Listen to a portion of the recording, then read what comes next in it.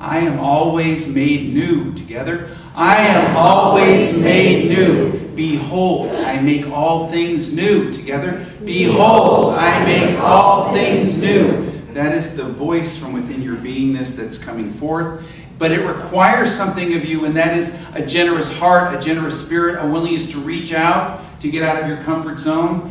Oh, it's so powerful. This week has demonstrated it, hasn't it? I mean, we see things happening that who would have thought?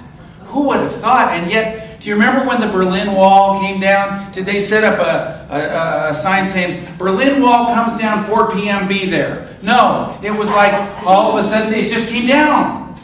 It's like the egg. You know, the hen lays the egg and it looks a certain way. And there's a chick inside trying to get out and it's pecking, and nothing happens. Your life is like that. I peck and nothing's happening. Looks exactly the same. Until all of a sudden, boom! The last peck, it opens up. So if you're looking at the circumstance of your life, you're saying, well, when's it going to happen? It's going to happen when you reach critical mass. You see what's happened in society, what happened with the Berlin Wall, what happened with the Supreme Court decisions, what happened with you is that you're building energy, you're gathering energy, you're building energy to reach critical mass. And that, for us nerds, that critical mass creates a chain reaction which then moves out and changes everything. And it just happens. And it's like nothing. Peck, nothing happens, then boom. Together? Peck, nothing happens, then boom. So what do? We go, I pecked and nothing happened. Forget about it. We have to stay with it. We have to stay with it. We've got to keep working our principles. We've got to keep working our steps. We have to keep working and doing the work and doing the work some more and doing the work some more and doing the work some more. And you say, but I already did the work. I tried. Nothing happened. And no, because that peck, you don't know which peck it's going to be, do you? No. Peck here and a peck there, here. So at some point, do you know what I'm talking about here? Have I lost my mind? Well, you would know. I took your place. You know what it's like. So here we are. But so what keeps us from giving forth from an abundant heart, an abundant spirit, a generous heart, a generous spirit that is reaching out, that is doing the work, that is giving forth? What keeps us is fear. Fear of being disappointed, fear of what they're going to say, fear of, if I have a generous heart, a generous spirit, I'll be taken advantage of and I can't set boundaries. I can't say no. You say no better with boundaries. You do. When you have a generous heart, you say you have better boundaries because you're not defensive anymore. You're not protecting anything. You are giving forth, but you know who you are. Nobody can take anything away from you. Nobody can take anything away from me because I am a generous spirit. Together? Nobody can take anything away from me because I'm a generous spirit. The fountain doesn't say, oh, you took a sip of water there. I don't want that. Remember what Jesus said? He said, don't think that your reward will be withheld from you if you give even one of these little ones a sip of water. And who are one of these little ones? Could be the person you don't like, could be whatever. But it also means being willing to meet the need on the level of the soul, not the ego. And that means setting boundaries at times, and that means saying no at times. When I was in Maryland, the office manager, the person who was in Betsy's position there, said that a guy came in high and drunk and was railing against the world and railing against churches and railing against this and that. And she was alone there and she didn't know what was going to happen. And finally she just said, I didn't know what to do and I was going to fall into my old codependency and my fear. And suddenly I decided I'd ask, what does his soul need? And she really asked that. And she said it was like I was lifted up above the situation, like I was looking at both of us. And I found myself saying, what would you like me to do for you? And he just looked at me, shocked, and then started in again. And she said, I waited for a pause, and I said, what would you like me to do for you? And he looked at me so outraged that he just cursed me out and stormed out of the building. She said, so she was guided to do what she was to do, and couldn't do what she couldn't do, and willing to set boundaries. Lynn is a teacher of something called Love and Logic, a parenting seminar. How many people know about Love and Logic? You know what the other one is called? Discipline with Decibels. Discipline with decibels does not work, as many of us know, either being on the receiving or the giving end. But Love and Logic has only 2 rules. They just sent this out this morning. I thought, they really boiled it down. 2 rules to Love and Logic. 1, adults set limits without anger, lectures, threats, or repeated warnings. 2, when children cause problems, adults hand these problems back to them in loving ways. And the corollaries are, love allows children to grow through their mistakes. Logic allows them to learn from the consequences of their choices. Giving the power back. Being willing to set boundaries, set limits, but not so many. Just the ones that are enforceable. And just the ones that make a difference. Having a generous spirit, a willing spirit, a spirit that is reaching out, that is nurturing, and yet in a non-codependent way. Is it really love to try to control somebody by giving them what they think they want? No, that's not love. There's a saying in Love and Logic, I love you too much to argue with you. I love you too much to give you the $40 that you're going to spend on drugs or alcohol. I love you too much to give in to this demand that is not good for you. I love you too much. I love you too much. So be willing to do this. Have a generous spirit, a generous heart, and no, you will not be taken advantage of. You have a generous spirit, a generous enough heart, an open enough, an abundant spirit, and an abundant heart, so that there are no limits to who and what you are, and you can let this out. Oh, it's powerful. Oh, it's empowering. It's who and what you are. Charles Fillmore, back in the height of the Depression, talked about this. He was, in his opening words to the largest unity gathering up to that time, he said, "You will not find an ideal person here at Unity unless you bring them with you. You will never find anything worthwhile here unless you bring it with you. You can never get anything anywhere unless you give an equivalent. Give and it shall be given to you. Good measure. If you come here empty-handed and empty-minded, expecting to get wisdom and wealth, you will be disappointed. But if you come with a mind filled with the goodness of God and the spirit of that goodness, pronounce good and very good what you see, your soul will be enriched and you will rejoice because you came." That's an enriching spirit of abundance, an abundant spirit that reaches out. Yet what holds us back from that givingness? What holds us back? That fear. And sometimes we've got to stand up to ourselves. I love the story told by Rosemary Ray, who was the granddaughter of Charles Fillmore, and in the early 1970s, she was told that she was supposed to go to Los Angeles, and in 2 weeks, they gave her a budget that was minuscule, and no leads at all. She was supposed to go and find movie stars and television stars who would, for free, give their time to create something called the Word from Unity. There were 1-minute spots that would then be broadcast for free all over the country. And she was like, how am I going to do this? So she's going there with her husband, Ralph, and she was a woman of faith. She said, okay, what is it I need to do? And what came to her so strongly was Bel Air Hotel.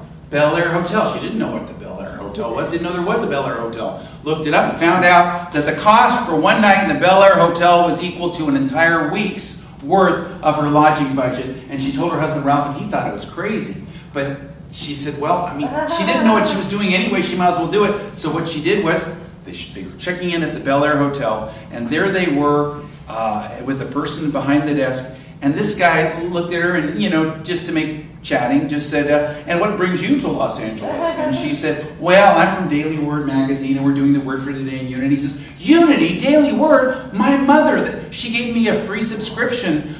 She gives one to me every Christmas to Daily Word. It's her favorite magazine. Oh, is there any way she could meet you? Her name was Anne Francis. She knew everybody in Hollywood, and they didn't have to look any farther, and he did all the work, and she did all the work for him. Now, what is that? That is a reaching out. That is an abundance.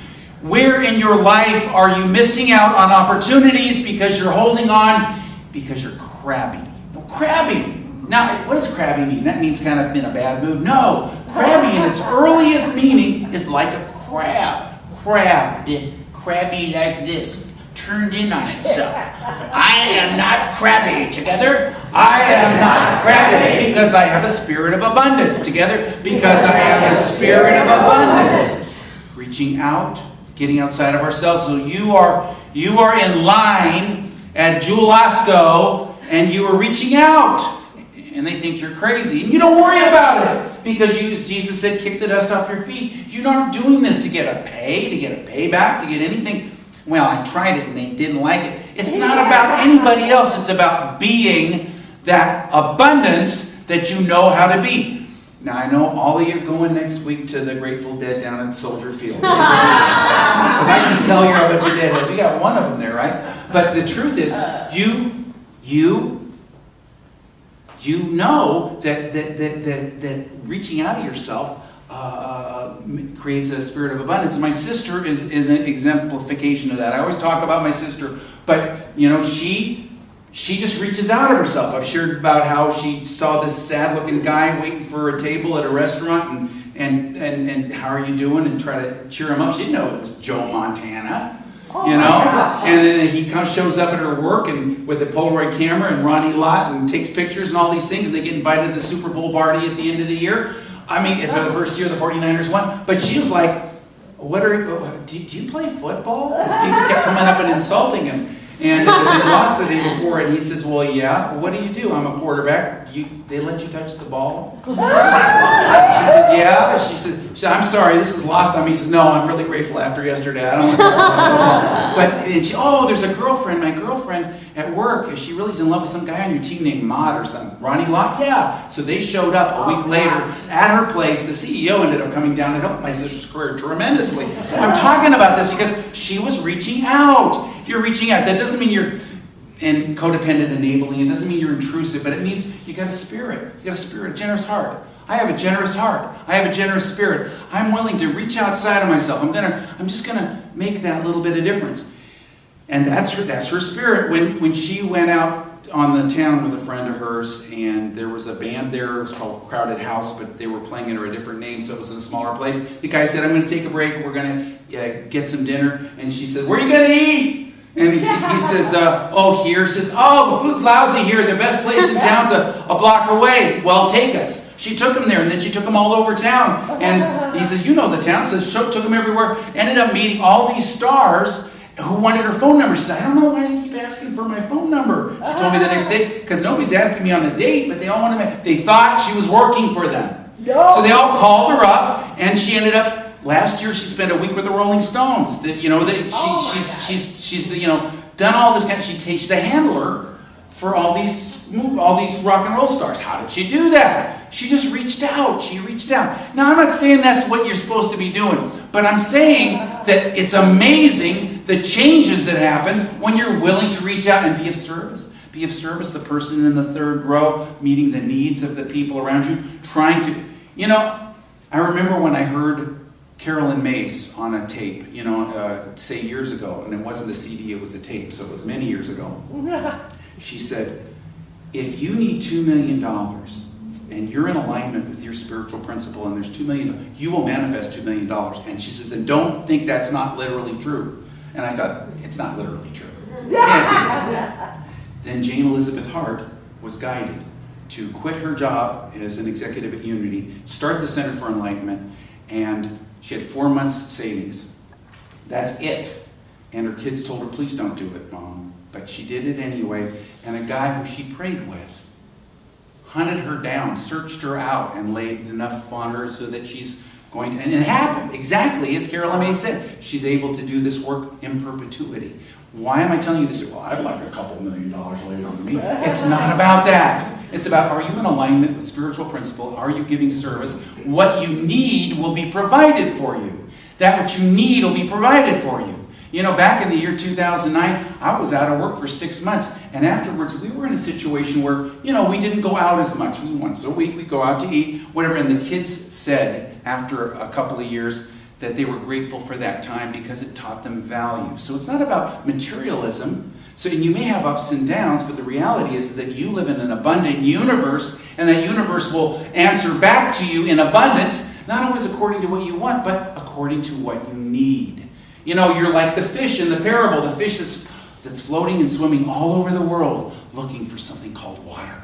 You heard about this thing called water, and it's looking everywhere, and it never found it because, you know, they couldn't find any water until finally it realized that's what it was living in. You are swimming in abundance. The abundance of God is your reality. The kingdom of heaven is the abundance. It's all around you, but you have to invest your energy and your time and your treasure and your talent in it. You've got to begin this work. What is that wonderful parable of the talents, Jesus? You know the parable of the talents. We think, what's a talent? It's $500,000 in gold.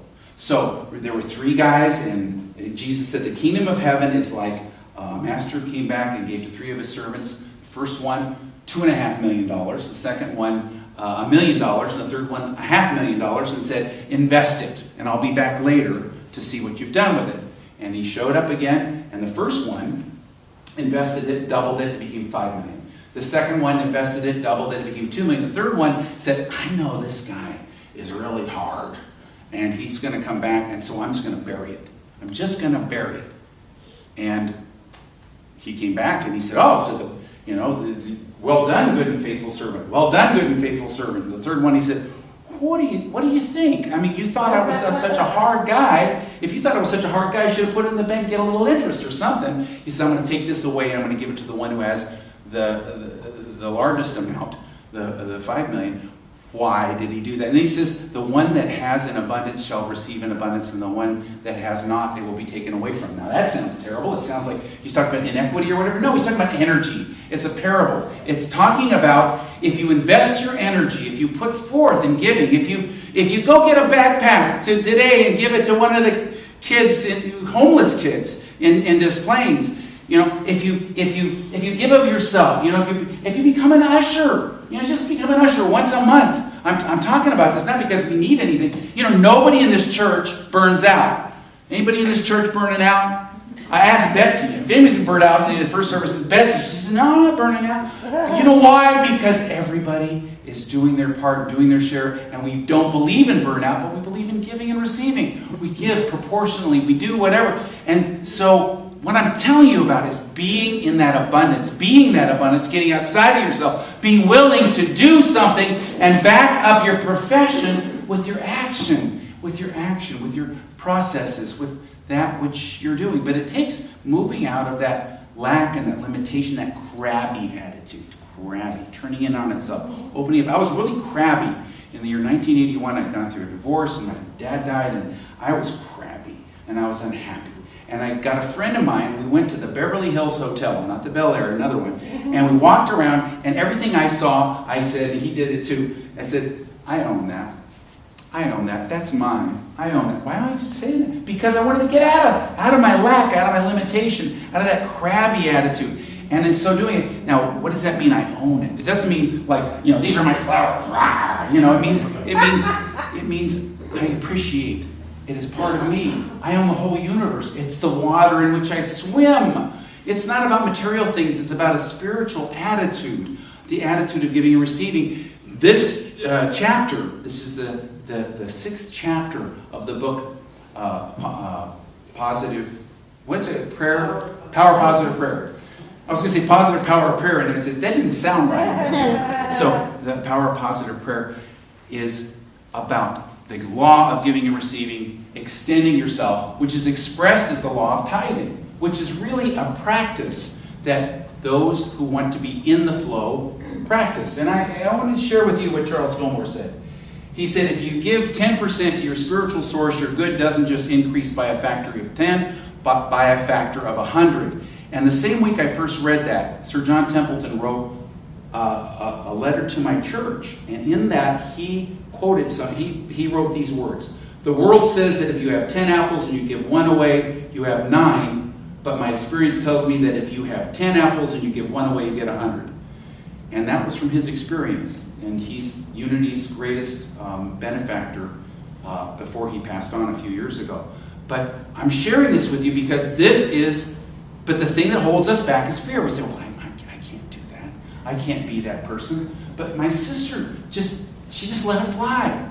When you let yourself out of the box, when you let yourself out of that restriction, when you let yourself out of that limited, crabby part of yourself, and you open up, things start to flow. Things start to flow. It's like breakfast. How many of us eat breakfast? Raise your hand. How many of us do not eat breakfast? Raise your hand. You know what they say? They said they've done studies and they found that people who take the time to eat a nutritious breakfast lose weight and have more time. It's measurable. Those people who meditate and take the time have more time. And those people who tithe have more money.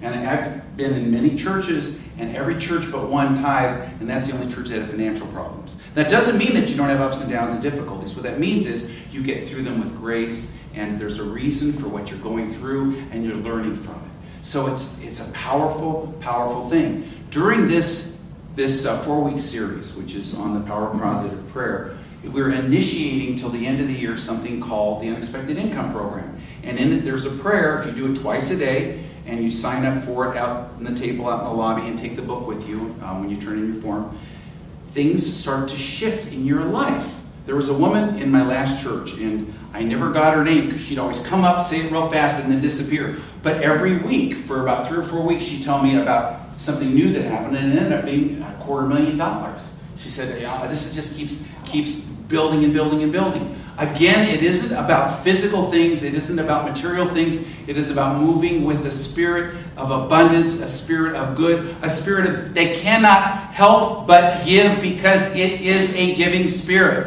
I have a giving spirit together. I have a giving spirit, and I cannot help but give together. And I cannot help but give. And you will interpret this at the level that you're ready to do it. Remember that it is done unto you as you believe, and your belief is expressed as your practices.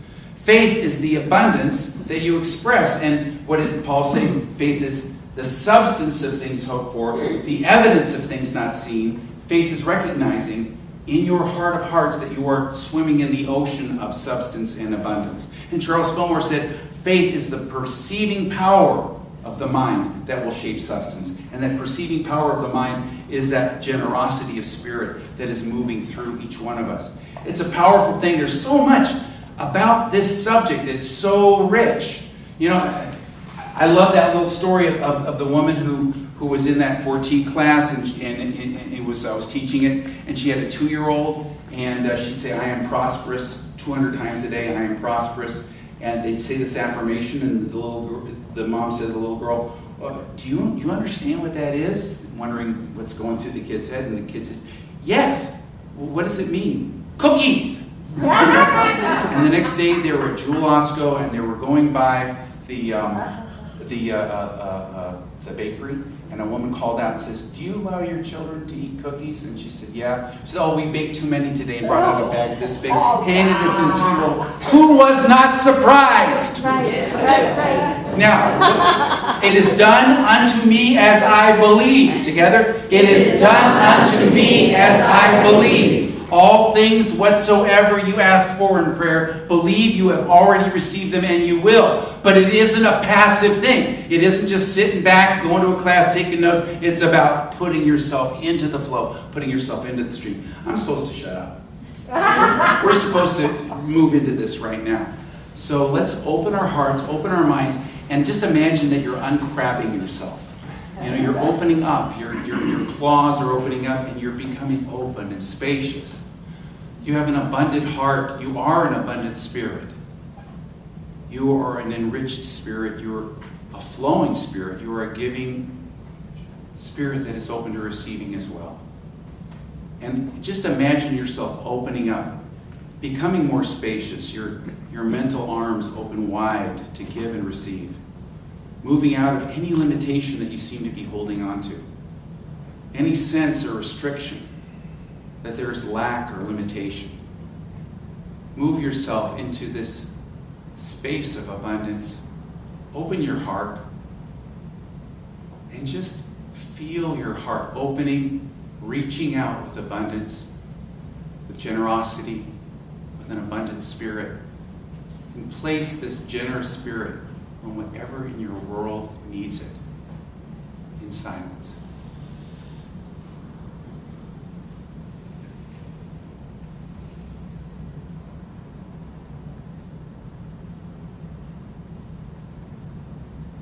I am now in the flow of giving and receiving.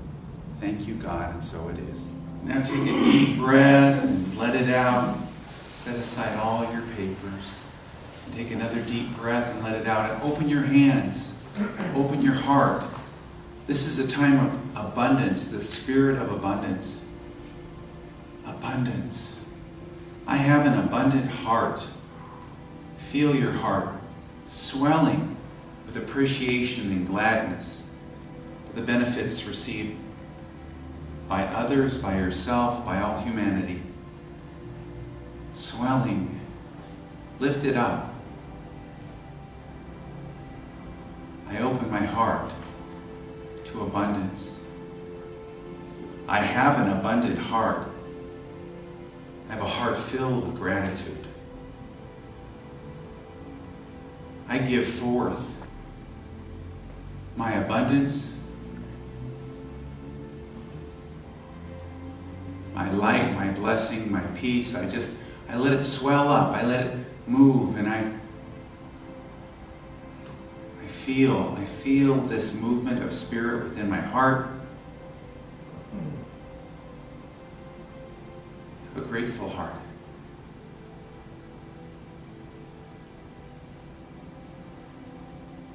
And I'm lifted up into this space of abundance.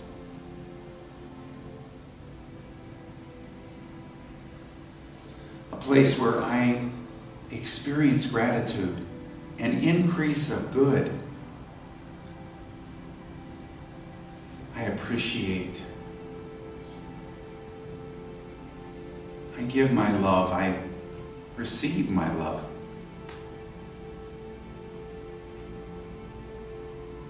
There is that within me that is pushing out in a playful, childlike way. The kingdom of heaven is like a child.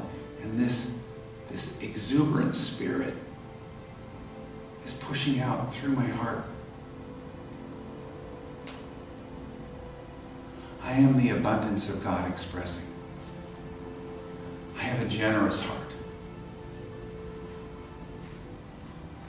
I reach out with generosity to fulfill the true needs of others. And when I need to say no or set boundaries, I do it with a spirit of yes, of wanting the highest and best for all, not wanting to do harm by doing too much. I have a spirit of generosity. I have a heart of abundance. If that seems so far away, just imagine if I had a spirit, a heart of generosity and abundance. What would that heart feel like? How would my face look? How would my posture be? What would my hands be doing? What would my skin feel like? How would I be breathing? I am in a spirit, a new spirit. There's a time to rejoice, and this is the time. And reach out, this is the time. My heart is filled with abundance. I have a generous spirit. I celebrate this and I feel these blessings pouring out upon my world one by one when people or things come to mind. This rich abundance pours forth from my heart. I feel this now. I am this now.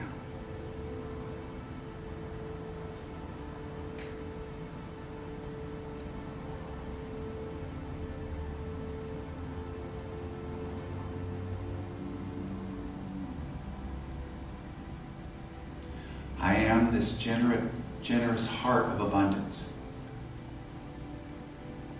I am my willing spirit of gratitude and love.